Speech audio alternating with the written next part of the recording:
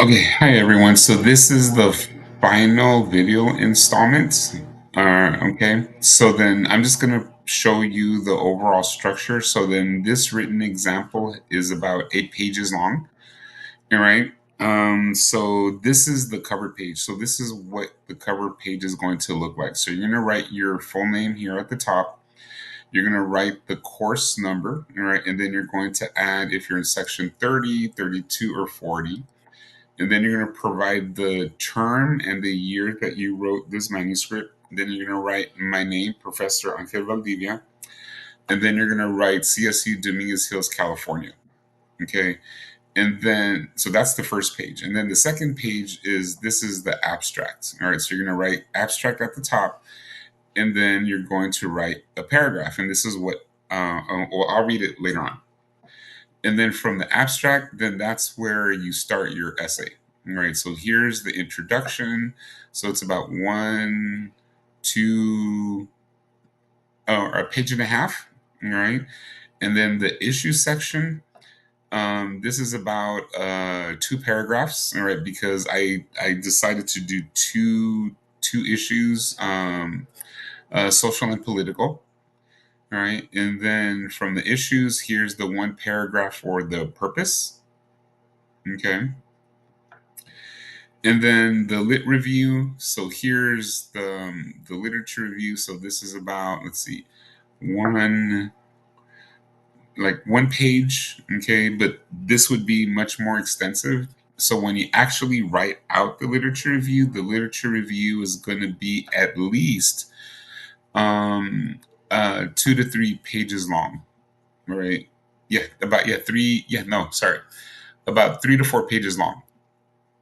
Okay, because you want to be able to develop your points and make the claim, the warrants, the reasoning, and making sure that your ideas are well integrated, not only in the lit review but also throughout the essay itself. Okay, so then this is the lit review, and then here's the significance. Okay, and then here's the outcome.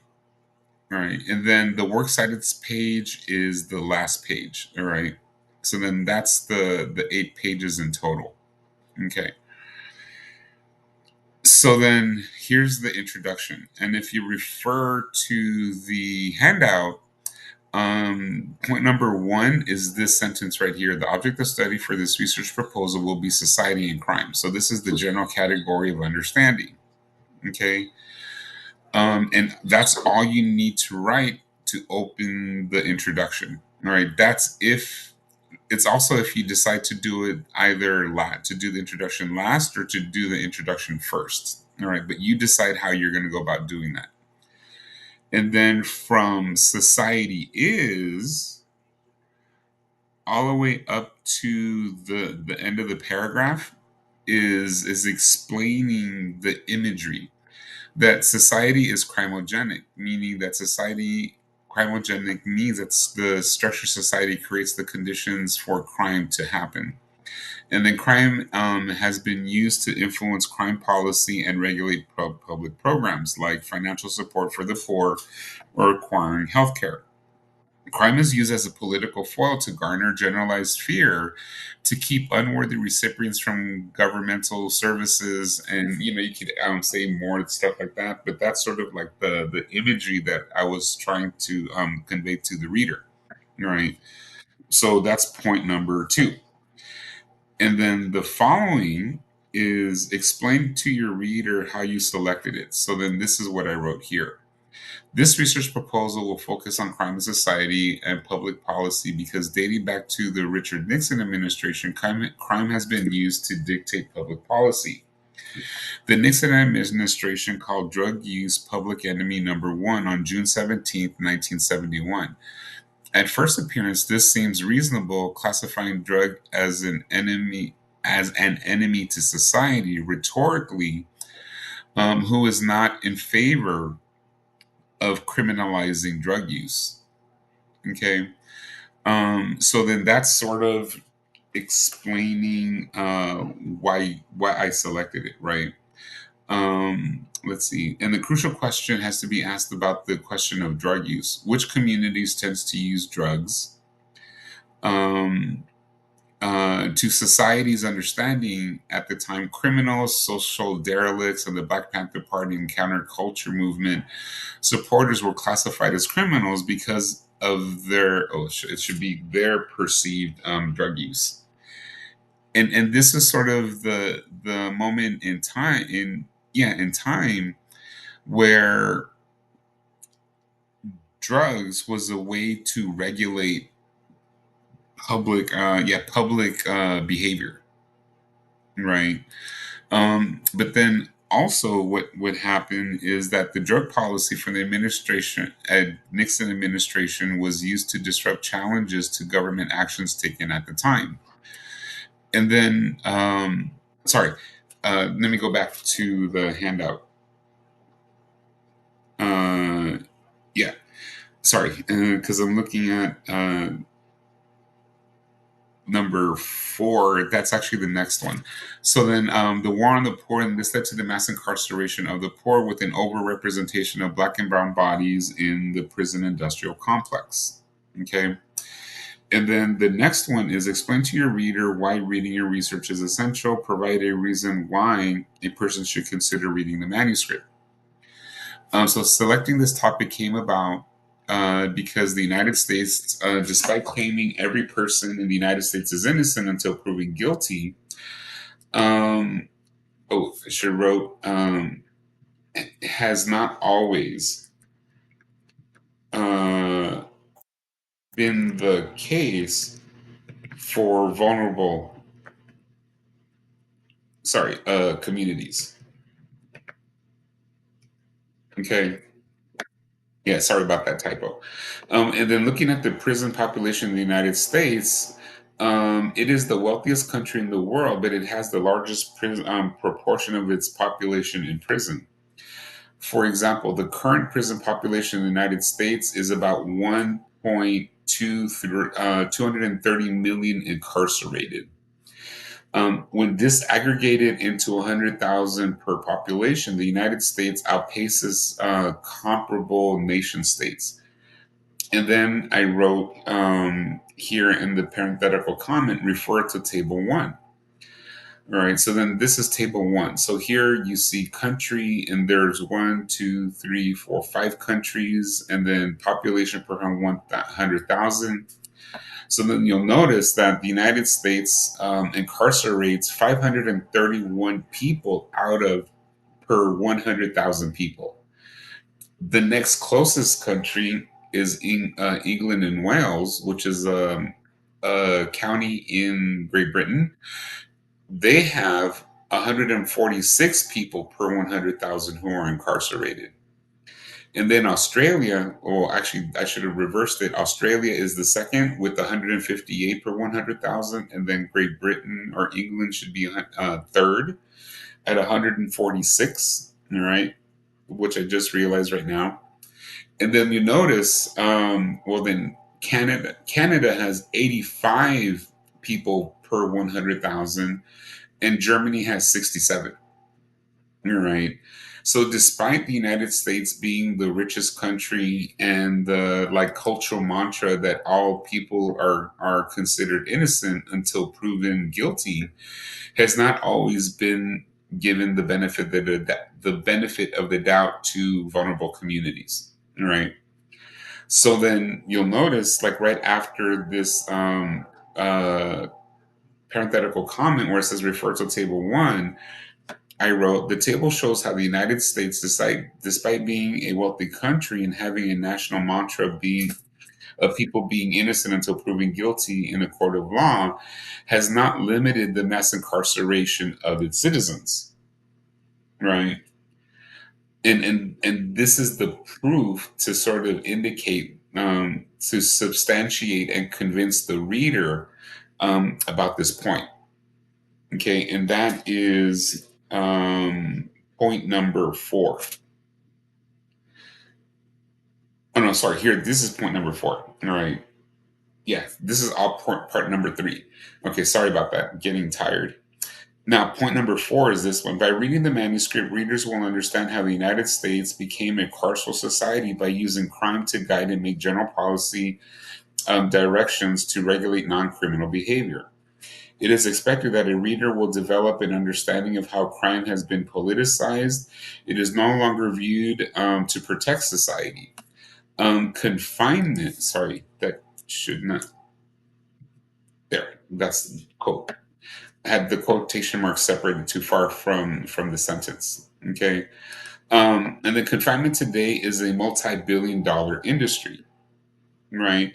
So then this is also part of this right here is point number 5. Explain to your reader what insights they would gain, right? So then now prison is a money making endeavor, right? And you probably heard in other sociology classes discuss the privatization of prisons. And that's one of the consequences because the prison system has been privatized, meaning that the state does not necessarily provide the full supportive services that a prison needs, but the state has contracted out to private companies to provide services for the inmates. Right. So that is what is meant by the privatization of the prison system or the penal system. Okay. And that's sort of point number again 4 and 5. And then this section right here is actually point number 6. Explain to your reader the position, and this is what I wrote. This study aligns with the critical literature interrogating the process of how crime has been politicized, which makes society less safe and more costly, not only for society, but for specific communities where Black and Brown bodies are criminalized and thrown into a maze of legal, political, and financial obstacles and burdens. Right. So, like, that's sort of the general understanding of over incarceration and the over policing of poor working class communities of color. All right. Now, your introduction doesn't necessarily have to be this extensive or this long, but this is just an example of how you're going to go about writing it and then writing out each section and then addressing the points. Okay. But you notice also,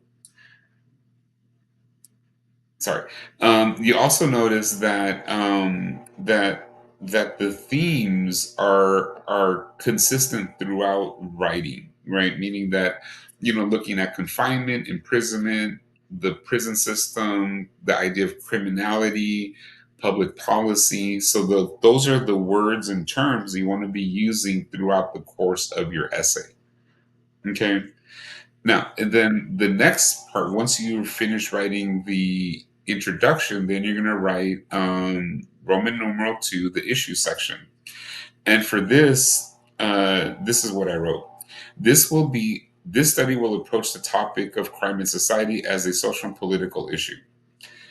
And then I continue to write a reason why this research proposal will frame the topic of crime in society as a social issue is because, sorry about the typo, of the broad perspective of criminalizing members of poor working class communities of color. Because people who live in these communities face discrimination and suspicion from outside the community's boundaries. The criminalization process implicates people who go to work, pay their bills as best as they can, and mind their own business. In the United States, poverty is classified as a crime. At the same time, people who engage in delinquent behavior are meant to be labeled as delinquents.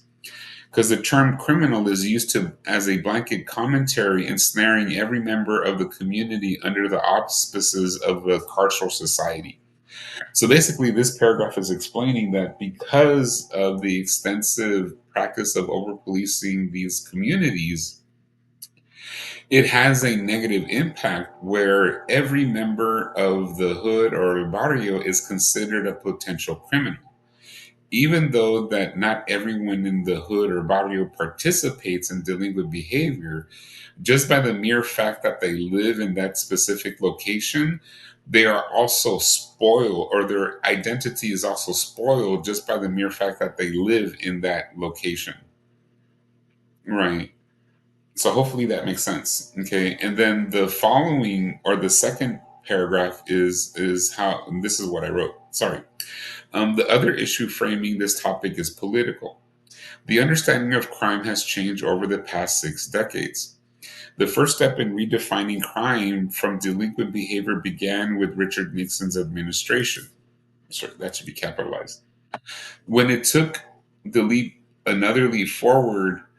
Oh, sorry, administration. Then it took another leap forward with Ronald Reagan's administration with the war on drugs and the era of mass incarceration, accelerated under Bill Clinton's administration. For example, under the Clinton administration, welfare was transformed from a government program supporting needy families, and it was changed to temporary assistance for needy families, or TANF.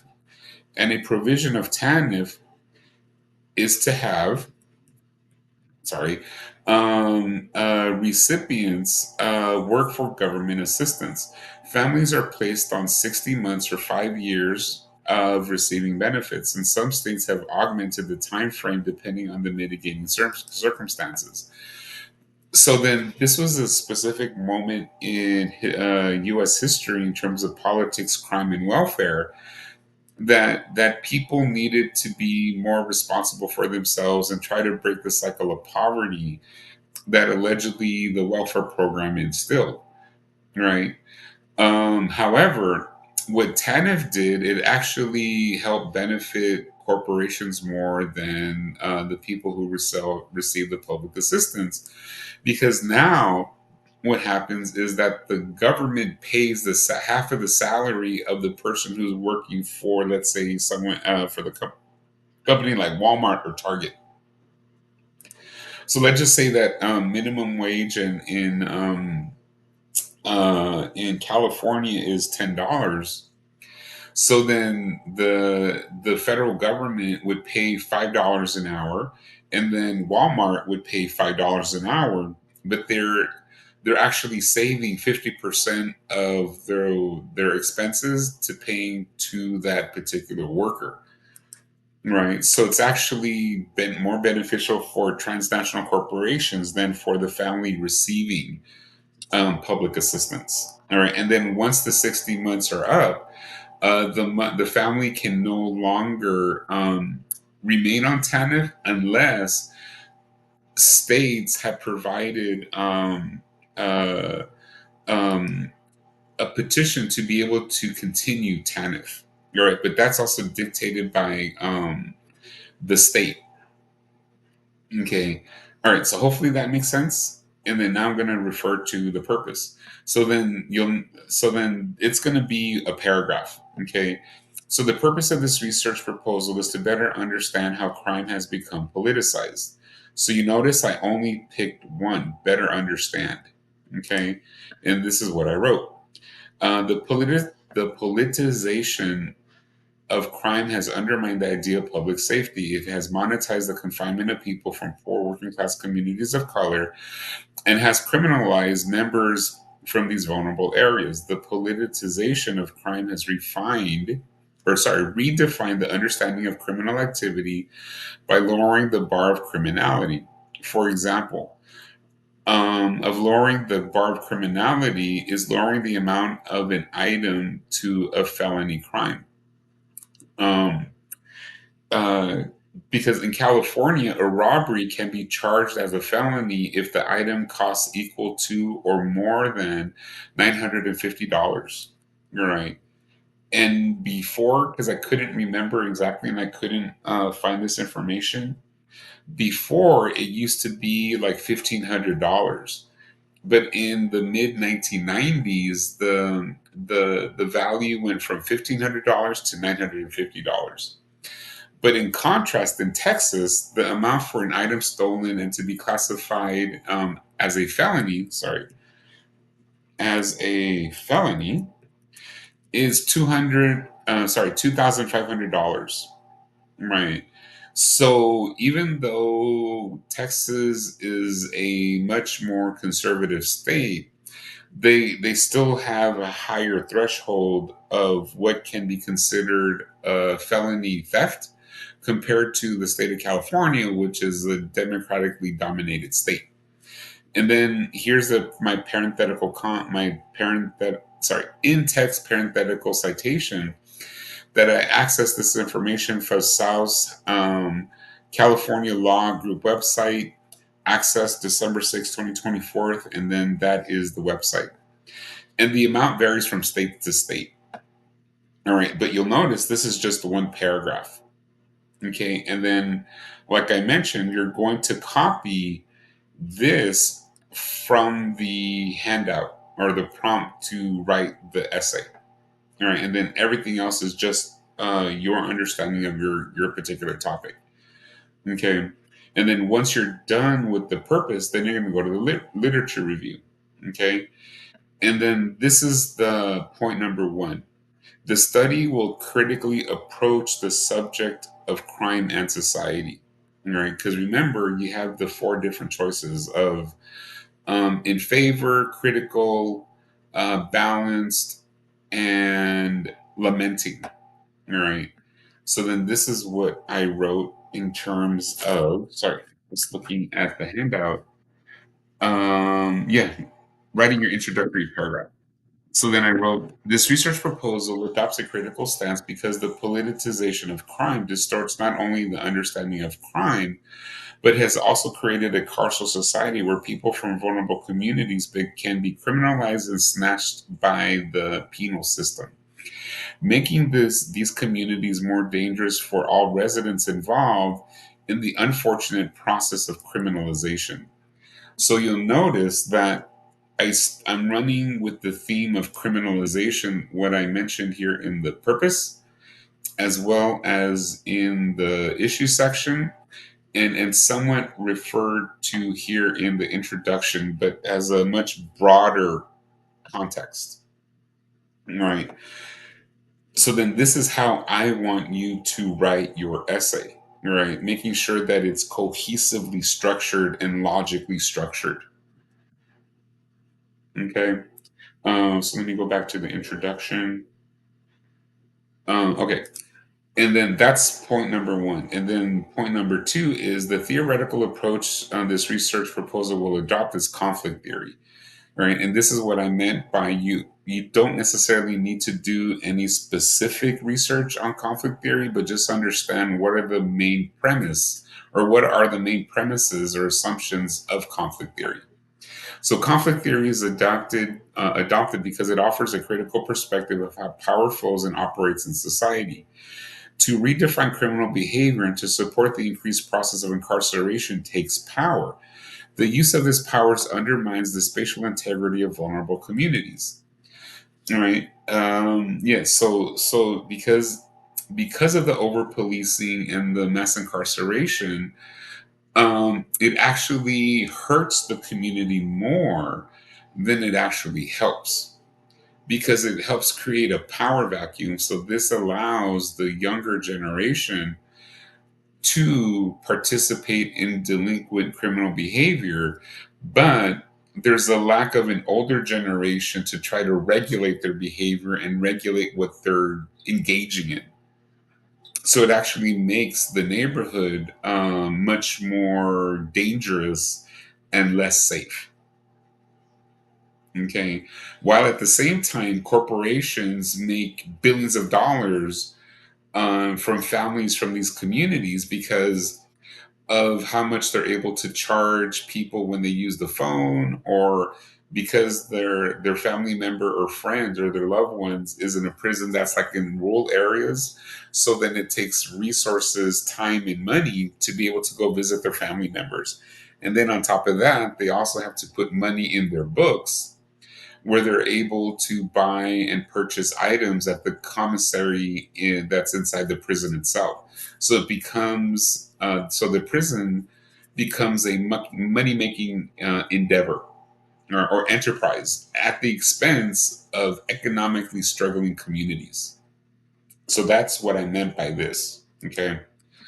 And then the argument that will delimit or frame the object of study is to disrupt the unfortunate process of criminalization and forming a carceral society, regulating poor working class communities of color, and to use crime data to manage better rather than allowing ideological structures to determine crime and how to regulate it. Right. And that's actually point number point number three. Right. So this is point number three right here. Okay. And then this is point number four. A concept that will be used is Law and Order by Jonathan Simon. Okay. And then Simon in 2007 explains how the term law and order is inappropriate because it is ahistorical, right? Because law and order has been associated with public safety, but in the current period, this term obfuscates rather than reveals the politicization of crime control. Right, because the idea of law and order gives the impression that people are following the law and that it's being applied equally among different communities and members of society. But the data shows, excuse me, but the data shows that that's not necessarily true because of the overrepresentation of black and brown bodies within the prison system. Okay. And then this is sort of what I wrote as a parenthetical comment.